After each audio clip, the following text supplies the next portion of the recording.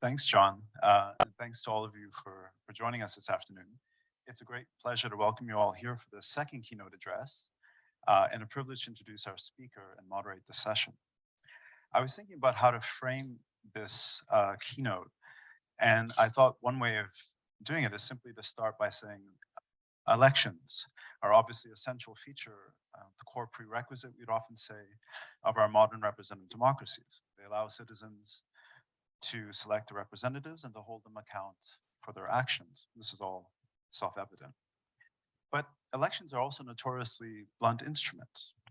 Electoral participation has declined in many democracies over the last 50 years. And many scholars are increasingly worried that we in fact focus too much on elections and not enough on what is happening between elections, to civic participation, to political representation, to public accountability, the quality of governance, and our broader social relations as well. This has led many of them to say that we need to move beyond elections to explore democratic innovations, as John's just mentioned, in participation and representation, in deliberation and accountability, in our homes, our schools, our workplaces, even to experiment with democracy across borders, to democratize, to deepen our democracies.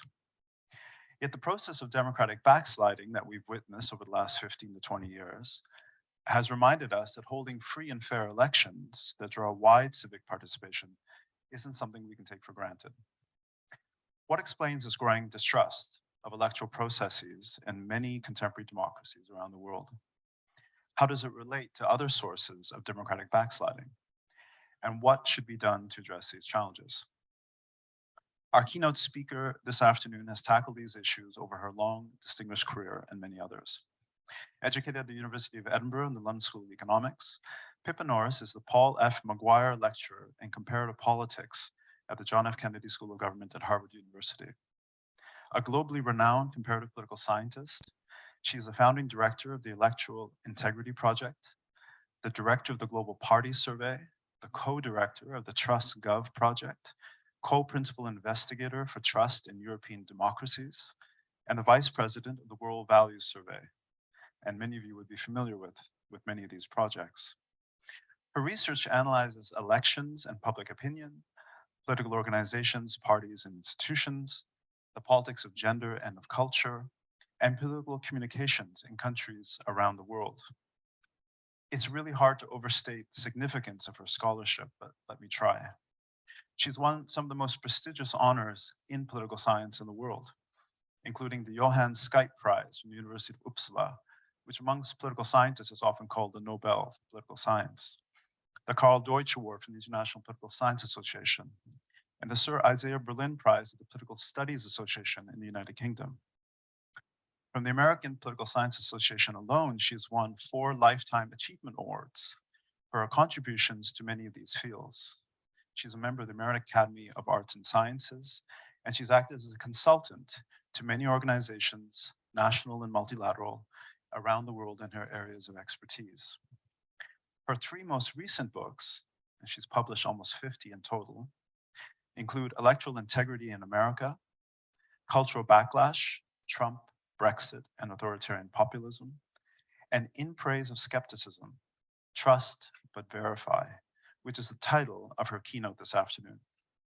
Pippa will speak for approximately 20 to 25 minutes. I'll then open the discussion by asking her a few questions based on her lecture and some of the material that informs it before opening it up to all of you. Please join me in welcoming Professor Pippa Norris. Thank you. Thank you.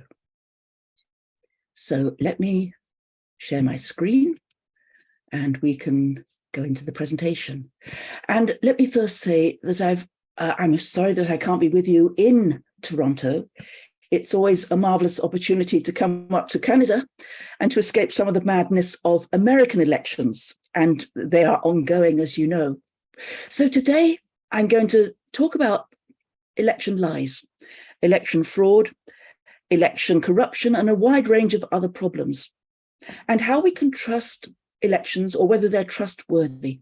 And I know in Canada, as I'll come back to towards the end, there are issues about Canadian elections, such as the electoral system. I've been engaged in the Canadian Parliament a little bit about issues of reform.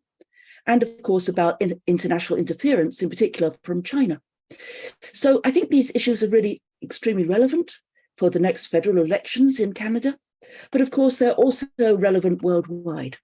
And some of the problems of backsliding, which have just been alluded to, are very much not so much about the judiciary or the media or the executive, but about the role of elections and transitions. So here, what I'd like to do is talk about it in terms of 4 different points. Firstly, what are our concepts and theories about trust, but above all, trustworthiness, which is about a relationship between principles and agents. I'll give a theoretical framework to think about that and challenge some of the conventional norms and the ways in which we think that trust is always good. I'm going to argue not necessarily. We're going to look at some evidence, particularly from the World Value Survey, and some findings, which I'll summarize briefly, including some of the relevance of this for Canada, but many other countries, and then the overall conclusions. And it's drawn from a book, In Praise of Skepticism, Trust But Verify, which was a phrase which Reagan used, but which was originally much older, from Russia. And a lot of the work, you can find more details in the book from Oxford University Press, which came out in the fall. So I'm going to start with the analogy. And this is the one that we're all familiar with about the frog and the scorpion. And one day, both of them were walking along the side of the riverbank. And the frog said to the scorpion said to the frog, "Can you carry me across? Because we both want to get to the other side." But the frog said, "Well, I'm not sure. It's dangerous. It's risky. Why should I trust you?" And the scorpion said, "Because, of course, it's in both of our interests to go to the other side and to get on the other bank." So the frog agreed. And the scorpion hopped on the frog's back. And halfway through, of course, the scorpion notoriously stung the frog and they were both drowning. And the frog said, "Why?" And the scorpion said, "Because it's in my nature." So the argument I'm going to make is that we're always assuming that trust in elections, in electoral authorities, in electoral processes, in the outcome is good. But we need to actually question the beneficial consequences of trust, because it may be positive, it may be negative, and focus instead on trustworthiness.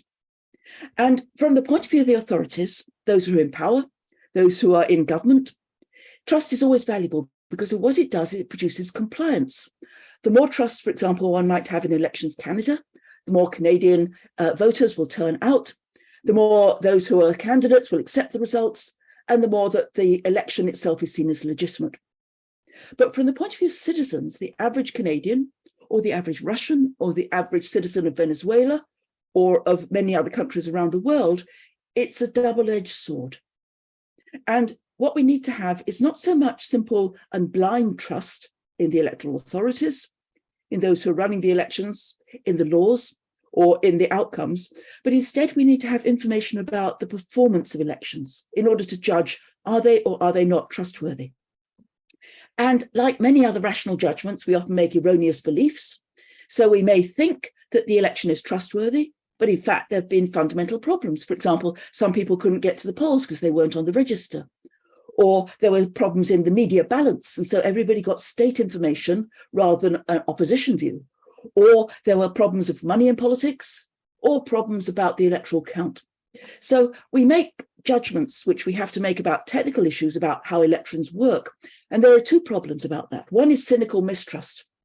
And the United States and the Republican Party exemplifies that in terms of their belief that the elections are fraudulent in 2020 or in 2018, that there were fundamental problems, whereas in fact, many observers and the evidence says no, in fact, they had integrity. The other problem, however, which is equally serious worldwide, is credulous trust, where people may believe, for example, demagogues, or they may believe that the elections are stolen, or they may believe from the information they get, for example, in America from Fox News, that the Democrats were seeking to allow immigrants who weren't entitled to vote in polling areas. So credulous trust and cynical trust are both problems, and particularly for authoritarian states and for countries which haven't had a long history of democratic elections, those problems can undermine the legitimacy of elections. And why do the problems arise? Why can't we judge whether an election is accurate or informed or has integrity? 2 problems, I think, are emphasized: cognitive skills. Elections are technical issues, knowing how they work, knowing how the electoral system works or the electoral laws work, or how things like the process of registering to vote, whether it's fair or not, all of those things require a high level of information, which we might not have. The more knowledge and skill and experience and information we have, which is balanced, the better our information is going to be. And then we also need to think about the information environment, how much we have open and pluralistic free media, or how far there's a skew in the information that we get. And we need to build, in particular, trustworthiness of the electoral management bodies. And in this, I would argue that Elections Canada has a very good role model. It's exemplary in many of the ways it works. It has competency, meaning skills, training, and good knowledge of how elections should work, has integrity, honesty and transparency, for example, evaluating how citizens think about the elections after each round, and it's broadly impartial, meaning that it is not partisanly skewed, nor has it other forms of bias. And the institutional guardrails make sure that Elections Canada, like other EMBs, work effectively. And that means we need freedom of expression to criticise the electoral officials. We need media pluralism, so there are many different views, civic watchdogs like election watch bodies, and election laws, which are effective, and the courts can play a major role. So that's the argument. Let's go through and let's see what the evidence is that might support those views and those claims. And it's all drawn, as I said, from a book, In Praise of Skepticism. I'm going to focus a little bit on the first chapter and then a bit of the evidence as well. And let's start with the idea of concepts and what do we mean by trust and trustworthiness. So here we have to start by disentangling and in some ways revising the conventional view. The conventional view is very strong, and it's the way that we normally see it, the standard view in political science, in social psychology, in comparative politics, and so on. And the argument is that claims is vital, trust is vital. For example, Gabriel Armand to strengthen legitimacy, Hetherington and Rudolph to overcome elite polarization and gridlock, for example, between Democrats and Republicans in Congress, to underpin the rule of law, how far we trust the courts and the judiciary, and how far it can facilitate societal cooperation by work by my colleague Bob Putnam. People can argue that it also sustains relationships and love and marriage, for example. It can lubricate markets, Francis Fukuyama, manage organizations so that workers trust the managers. It can help to facilitate international peace if we trust other countries and we cooperate with them in international agreements. And it generally facilitates, therefore, solidarity and cooperation. So the problem, conventionally, is low or declining trust as a matter of public concern. And you've heard this on many occasions. And this is the sort of evidence which is always being cited. This is again from the United States, and it's about the classic question that's been asked ever since the earliest AES, the American Election Study, about how far Americans say they trust government in Washington to do what's right, just about always or most of the time. And the argument is that in the Eisenhower-Kennedy era, it was very high. However, it slid rapidly, and it was not simply Watergate. It was well starting before that, under the administration of Johnson, the hot button politics of the 1960s, the war on poverty, race riots, and other issues as the Democratic South was transformed. It continued to slide under Nixon, in the era of Watergate, under Ford, under Carter. Remember the issues of civic malaise, which he highlighted under his administration. Interestingly, it rose slightly under Reagan, where he lowered expectations and slightly improved his performance on core objectives. But again, under Bush, we see a big blip. 9/11, of course, was the next big blip under George W. Bush. And we can see again in most recent years that it's low in historical perspectives. And that continues under Obama, under Trump, where in fact, trust in government rose very marginally towards the end of his period of administration, particularly amongst Republicans. And then under Biden, it's remained flat, although trust in some agencies, in particular the Supreme Court in America, has declined. If we look at elections, this is the particular focus of much concern in America. How confident are you that votes will be accurately cast and counted? And this is from the Gallup data. And it's a series which breaks it down. And we can see that there has been a decline in trust, and particularly amongst Republicans in the era. So it goes up under Republicans when Trump first gets elected, that's the red line, and then it goes down dramatically as the Republican Party as a whole in Congress, many of the state legislators, as well as the former president, have argued that there was a major problem of fraud and problems of electoral irregularities. And so today, in the most recent Gallup poll, only 4 out of 10 Republicans trust the accuracy of US elections. Trust in the elections from Democrats, of course, goes up. That's partly the result of Biden. And again, the performance of 2020 at the midterms. So it's very high. But we can see that trust in elections amongst Republican activists and voters is extremely low in the historic trend. Again, it goes down if you look at the overall trend just in a fairly short period, from around 8 out of 10 Republicans saying they trusted elections at the start of the series to 4 out of 10. And the problems of elections in America are differing amongst the parties. Both sides believe there are some problems, but for Democrats, it's about absentee voting not being counted and eligible voters not being cast. In other words, voter suppression, particularly of Black Americans, but of many others, like older Americans who can't get to the polls, or students, or those who are migrants who are eligible to vote. By contrast, of course, for Republicans, the problems are, as they see it, illegal and fraudulent means to cast votes and people voting who aren't eligible to vote. And this is the net result in terms of legitimacy. From the Economist poll, they've asked on a regular basis. This is from May last year, where we look at whether people believe that Biden legitimately won the 2020 election so that he is the legitimate president, and former President Donald Trump was legitimately defeated. And you can see the incredible polarization amongst Democrats, yes, overwhelming. Amongst Republicans, again, about 3/4 believe legitimacy of the election was questionable. And that's true also of party ID, with independents on balance okay, but still many believing that there are problems of legitimacy. And of course, many people attribute this to the problems of January the 6th and the extreme violence that we saw and the subsequent polarization, which is so deep-rooted and continues and has not been resolved in American politics.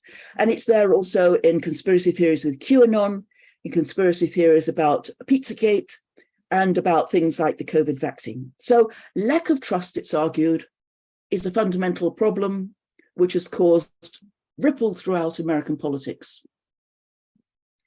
But let's think about this in terms of broader theories from the social sciences. And we've had a long series of scholars who've looked at trust. And let's think about the theoretical origins. Why might trust have eroded? And how else can it be considered on a normative basis? Well, firstly, there are psychologists and social psychologists. Eric Ussener, for example, who wrote a good book on this, who argues that trust is essentially an inherited characteristic. So it comes from your parents and your childhood, and it's a fixed personality trait like optimism or extroversion. If so, trust shouldn't decline or indeed rise in the short term. It should be a standard characteristic. By contrast, sociologists and those who focus on societal culture argue that trust is about enduring cultural attitudes acquired in early childhood from the norms and values within each society. So if you grow up in Canada, like if you grow up in Sweden, you're likely to be fairly trusting towards government and electoral officials. However, if you grew up in Russia or you grew up in Venezuela, you're likely to be more cynical about trust. But again, in that basis, trust should change slowly, generationally, due to social trends, not change in the short term, not change because a particular leader or particular party is asserting that there's fraud going on. Performance theories are different, and they're common in, for example, behavioral economics, and also in other studies which have theoretically said that what we need to focus on is trustworthiness, which isn't about the individual. It's about an informal relationship. It can be seen as a social contract. And so it's about whether the principles authorize the agents or the agency to act on their behalf. For example, when you go to a lawyer and you want defense, are lawyers going to serve your interests?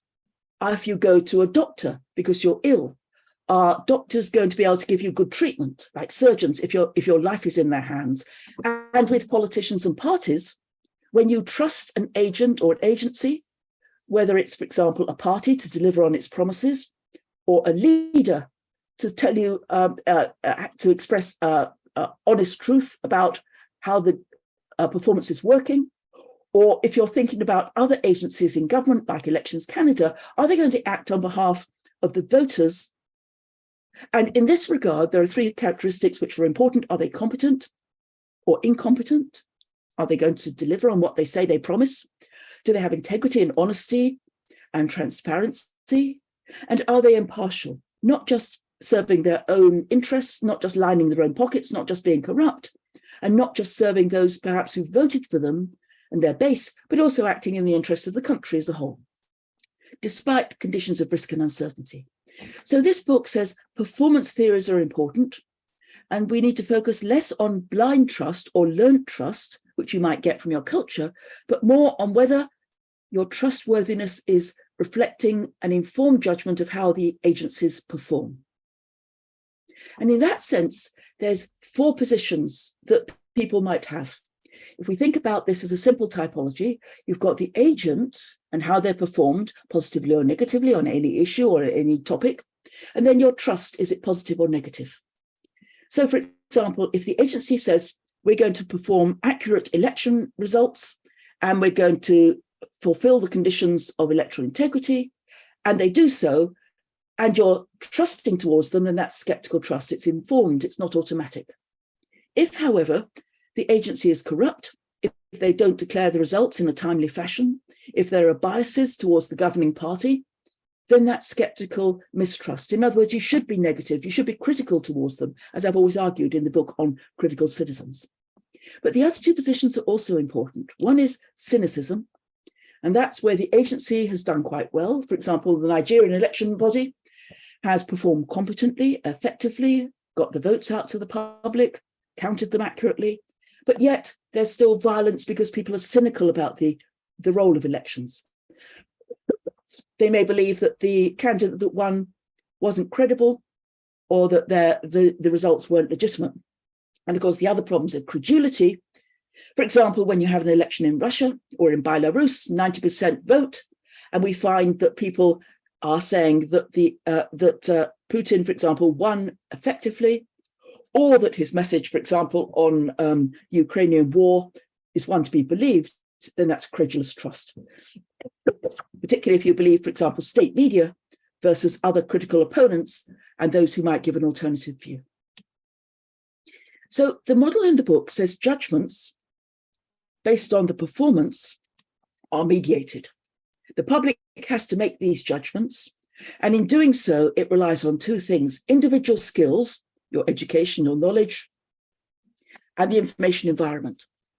And if the society is closed, so there's censorship, if the media is not pluralistic, so you're in bubbles, you're only listening, for example, to Fox or CNN, but not to both. If there are not effective oversight mechanisms, for example, of election watch groups, and if the cultural values are cynical, all of that can lead to problems. So that's the model. Let's look at some evidence. And here it's the World Values Survey I'm going to draw upon. Now being in its 7th wave, we're currently planning the 8th wave, from 1981 onwards, 40 years, covering 115 diverse societies.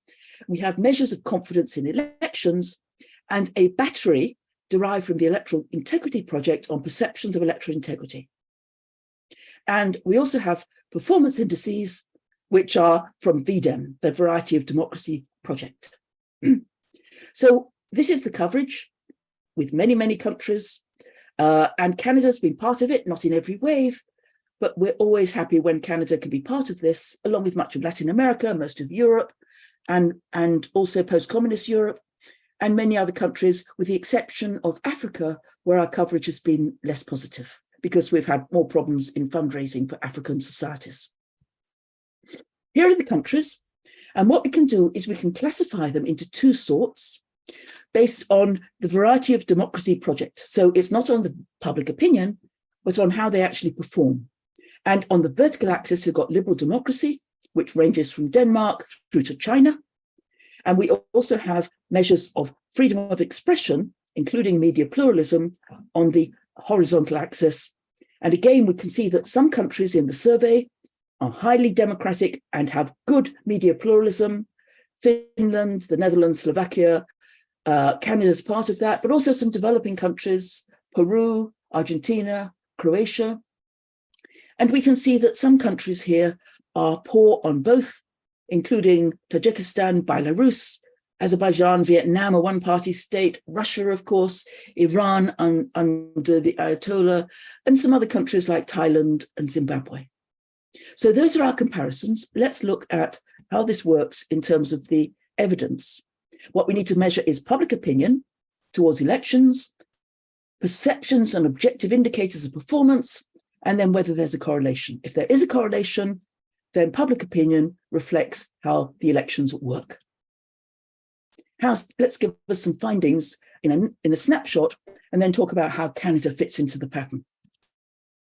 Here's the first set of findings. And so what we have to explain is a measure of free and fair elections from the Variety of Democracy project on the vertical axis. They use experts to look at each election and they evaluate it in a comprehensive way. Is it clean or corrupt? Are the electoral officials effective or not? And so on.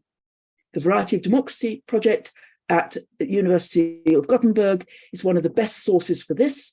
And then across the bottom, we have public opinion from the World Values Survey, which is categorized by confidence in elections, which is either low or high on a 4-point scale.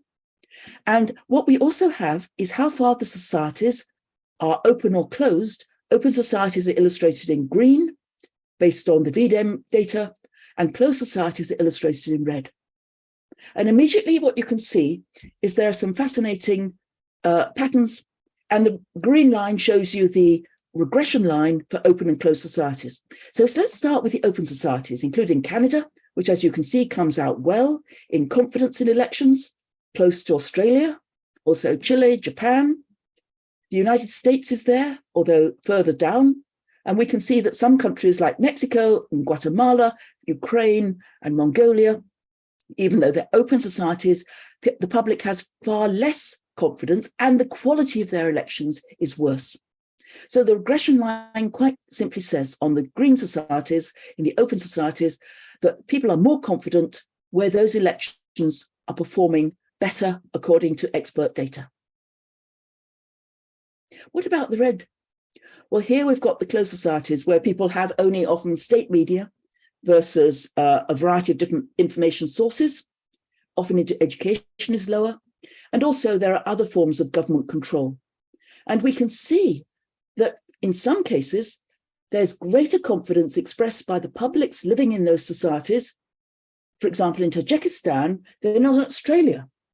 Or in Myanmar, controlled by the generals, even though there was an election that was opening up somewhat, but then closed down again. In Myanmar, in Iran, where the theocracy has been very detrimental, particularly to the most recent protests by women, in Pakistan, where there's been government instability, in Bangladesh, in China.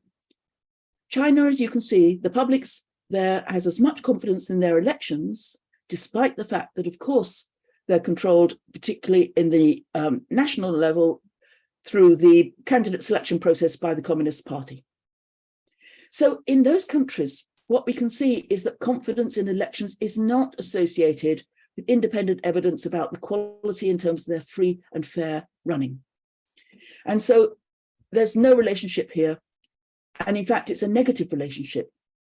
So again, the argument which is made in the book is that where you have only one-sided information, to use one of the ways to classify this, versus two-sided information, you can't judge how the election performs. And you might well believe the government in Russia or in Iran or in Myanmar when they say that the election was free and fair, even though there are many flaws. And if we look at broader question here, which is, do you have confidence in elections by the quality of liberal democracy? We can see it's even more striking. The worse the democracy, the more autocratic the country, then, as we can see, the public has more confidence in its elections, despite the lack of competition and the lack of electoral integrity and fraud committed by the governing parties. In contrast, in those countries which are open, such as New Zealand, such as Australia, such as Canada, the Anglophone countries there, we can see the confidence rises with the quality of democracy. And the quality of the media is one of the intermediary agencies which is really critical. And in good governance, we see a similar quality. So good governance is not about democracy. Maybe people in China don't care about democracy, but they certainly care about governance, which is about the ability of the government to perform services, to be not corrupt, and to act in the public interest. And the World Bank has a good index on good governance around the world. And again, we can see that the better the quality of governments, meaning public administration, rule of law, and many other qualities, then the better the confidence. And again, we can see there's no relationship in the autocratic and the closed societies. So how does this all relate to trusting elections in Canada? Quite simply, to finish off, the argument which I've got is that confidence in Canadian elections is high, as we've seen in worldwide comparisons. It shares many of those characteristics.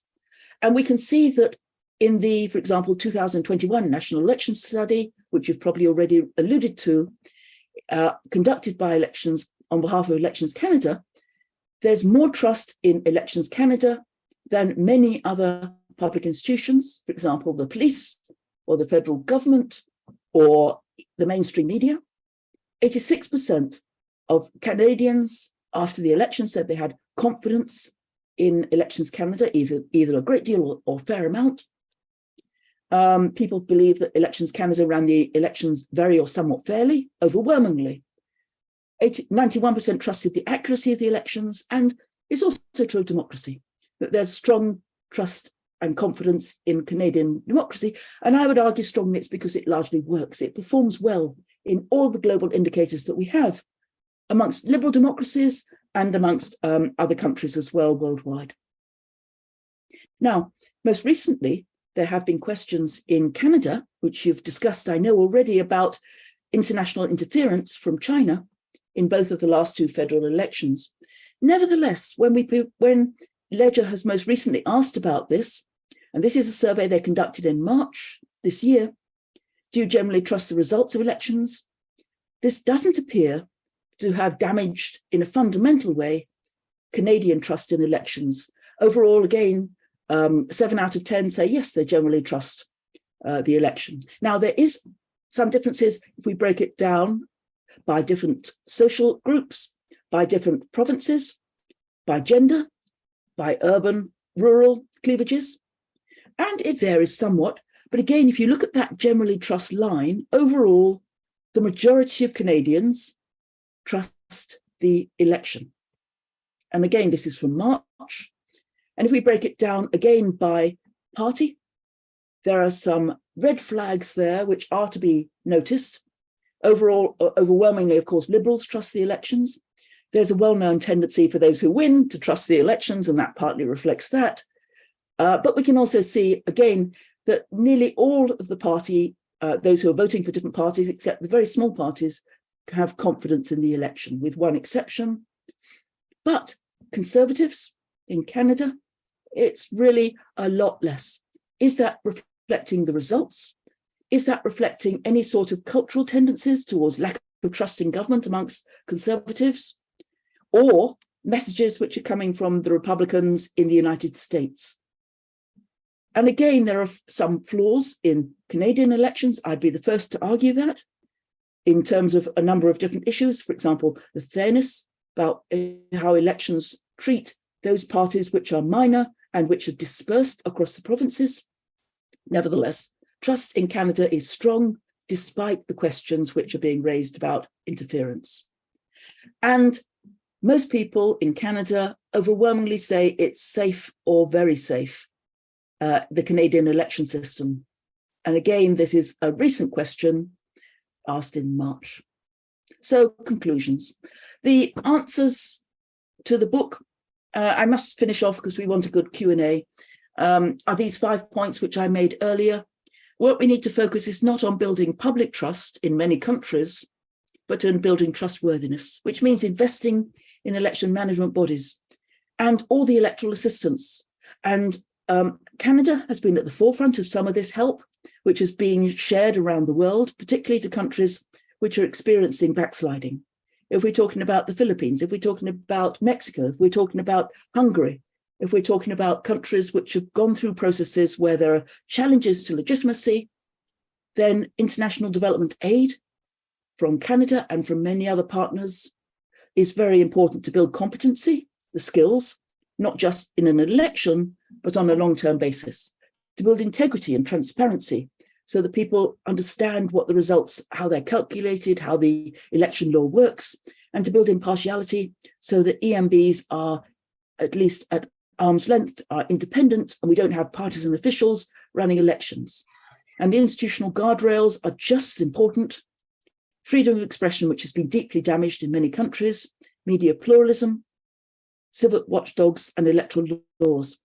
And I'd go so far as to argue that Elections Canada and the process of elections in Canada is an important example which those who are in the United States should really look beyond their borders to understand how elections could be reformed and how elections which have gone sadly wrong through polarization and through demagogic claims about fraud need to be restored. I'm pessimistic about how elections are going to be running in 2024, in large part because we see more challenges continue and even deepen, as we've seen most recently in the legal charges and the debate about how far charges against the former president should be pursued. But it may be that there's a crisis in American politics, which ultimately is a sufficient catalyst, like Watergate was in the early 70s, to produce effective reforms, making sure that electoral officials are competent and that competent ones don't leave in America, making sure that there is integrity and honesty and transparency in how elections are run. And impartiality is the primary thing which needs to be restored in the United States. Election officials have often done a great job, but they're being undermined by partisan lawmakers and by partisan media and by partisan grassroots distrust and credulity when elections are argued to be fraudulent. All of this is in the book, if you want to see more details.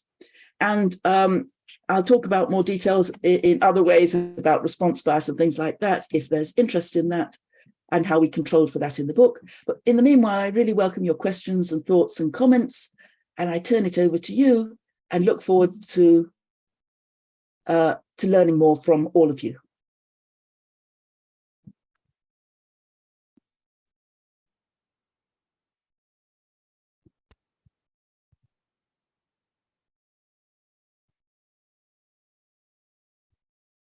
Thank you, Pippa. I think you can see me, but not the whole audience here. We have about 15 minutes left, and given that there's so many of you here, I think I'm going to refrain from asking many of the questions that your lecture stimulated, and just ask maybe one to start, and then open it up right away. So your argument is it's very counterintuitive in the beginning, as you say. You say we always focus on trying to increase trust, but it's trustworthiness that we want to promote. And it's a very fine distinction, you say, between being cynical, being skeptical, sort of Scottish Enlightenment skepticism, and being gullible. So I guess one question is, in a society like the United States today, but there are many others too, where there is distrust in institutions, whether it's parliament or the media, the political class generally, and that distrust is very polarized on partisan lines. So let's say you're in a society which you could characterize as cynical mistrust, as you put it. How do you move from cynical mistrust to skeptical trust? How do you move from a position of cynicism to skepticism? Or conversely, in closed societies that are autocratic, how do you move from gullibility, or what you say is credulousness, to skepticism when there are so many forces that seem to be promoting that cynicism, or so many constraints that disallow citizens from having, access to a range of information? So that's an important issue about the policy implications and what does it mean. And above all, it's about performance. That's what I'm emphasizing, that the performance of elections is what matters. And that's indeed why we set up the Electoral Integrity Project in 2012, now being run by Holly Ann Garnett, I'm delighted to say, at Queen's University. And performance in elections has to be understood as an electoral cycle. In other words, there's lots of different stages. The international community always works with this idea of an electoral cycle. You don't go into an election and reform it at the time when it's happening. You have to think about all the different stages. So the electoral management body, how is it set up? How is it institutionalized? What's its budget? How are officers and staff appointed?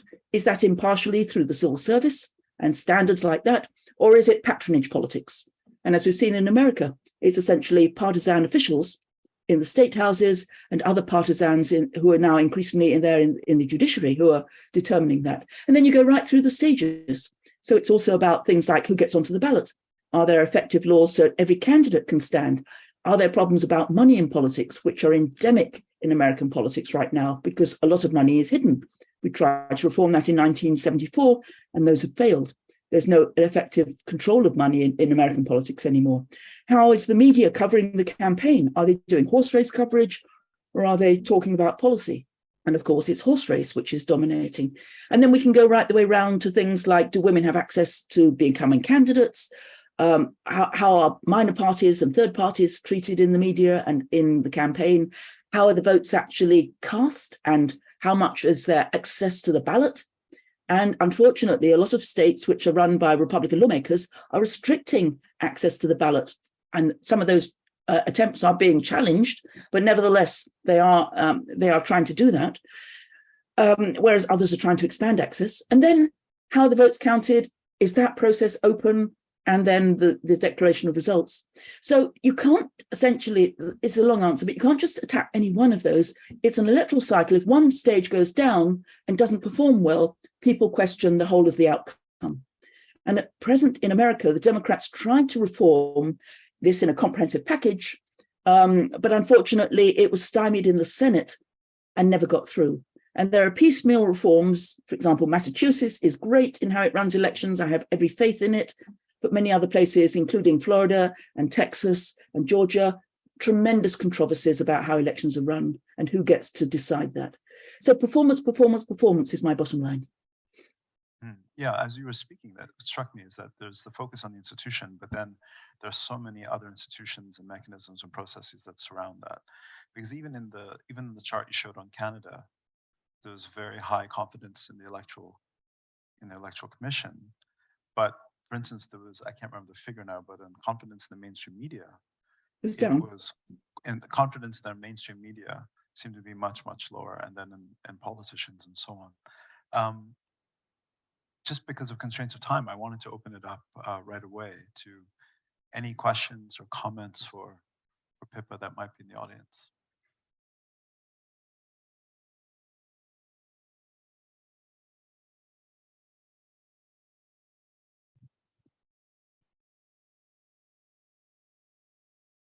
I was very intrigued by one of the slides where Canada is literally almost, it was actually very close to Chile, which went through a very long brutal military rule of General Augusto Pinochet in the 70s, 80s, and 90s.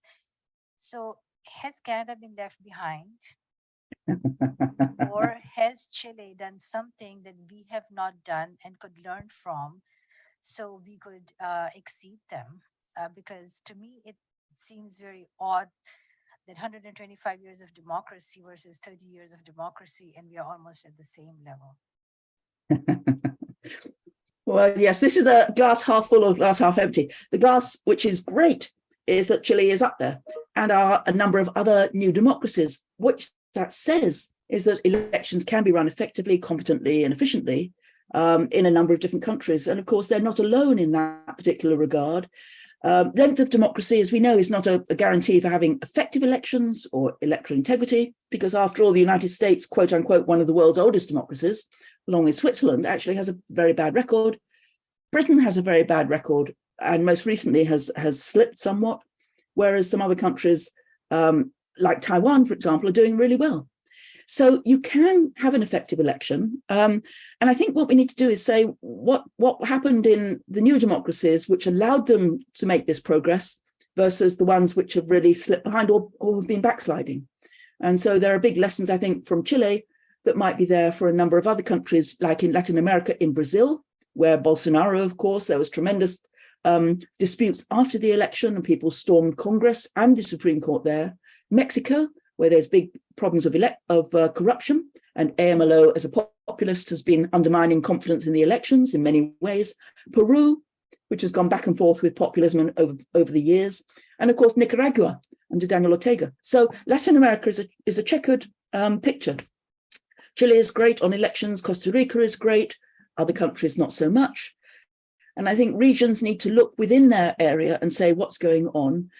And just to come back to the Canadian question, I do think, we had that debate about electoral reform earlier on, which never really effectively was implemented. But majoritarian systems in general, like first past the post, as used in Canada and Britain and New Zealand and Australia, well, in a number of different ways, majoritarian elections have problems because more people lose than win. As a result, you get more dissatisfaction from the losers, and also you're setting up a kind of zero-sum game. You either get into government or you're confined to the opposition for 4 or 5 years or however long it is. And that is very much the problem in the United States. Again, everything like the presidential system and the congressional elections and now state houses are all winner take all. There are some attempts at ranked choice voting as a reform, but they haven't been implemented across many areas. And even ranked choice voting is majoritarian. So electoral reform, I think, could be one thing that Canada wants to continue to think about during and after the next federal elections. I'm wondering if you have looked at, or if anyone has looked at, the relationship between the amount and quality of civic or citizen education and levels of trust, in the sense of helping to build the capacity amongst citizens to be able to be skeptical as opposed to credulous. So absolutely, the first arrow which I had coming down, as it were, the first factor which is really important to be able to judge performance accurately is information, and that means knowledge. And it's not the amount of information, clearly it's also having the cognitive skills to work it all out. When one side vehemently says, for example, that Trump was allowed to declassify information, and the other side says absolutely not, just read the Presidential Records Act, it's a technical issue, it's a legal issue, and you've got to go through the courts to decide it. And if people don't have the information to be able to judge that sort of complex issue, then they will just have to rely on commentators, which means the loudest voice in the room on both sides of the equation. So you absolutely need civic education, but the civic education has to be also balanced by the information which is available about the performance of the elections. So there need to be independent watchdog bodies, for example, election watch bodies in civic society that can be looking on a day-to-day basis at the conduct of elections and can report back, and through the media can be reported on how effective it is. So having the cognitive skills on the one side is important. Having the information about performance from independent agencies and watchdogs is equally important. That's why you get those two different arrows, which lead to your accurate perceptions about how the election works and how it doesn't work.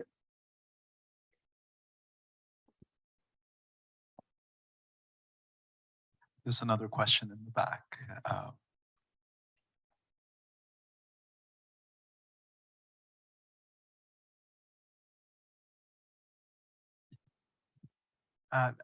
Thank you for Professor Norris.